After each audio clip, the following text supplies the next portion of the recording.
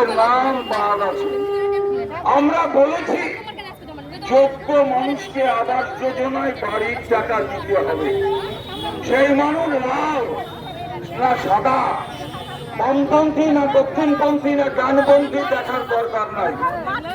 যে মানুষ সরকারি নিয়ম অনুসারে বাড়ি পাওয়ার তার যোগ্যতা আছে তার নাম তালিকায় শুনতে হবে। আর যদি কোনো যোগ্য মানুষের নাম তালিকায় থাকে, স্থানীয় তৃণমূলের নেতা, তৃণমূলের পঞ্চায়েত প্রধান, তৃণমূলের মাতব্বর, তাদের আপত্তি বিপত্তির জন্য সেই নাম বাদ পড়েছে।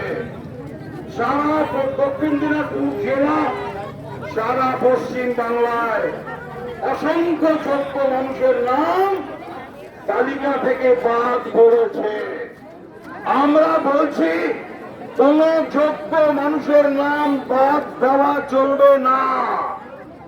সে ডানপন্থী না বামপন্থী দেখার দরকার নাই।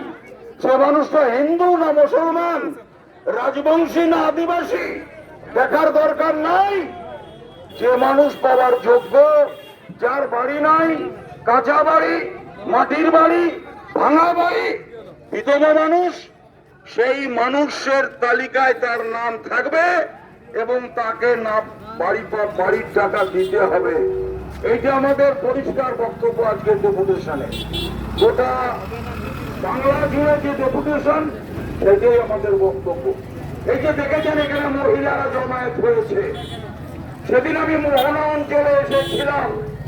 আমার সঙ্গে আমার কৃষক সমিতির নেতা মোফাজ্জল হোসেন ছিলেন, আর ছিলেন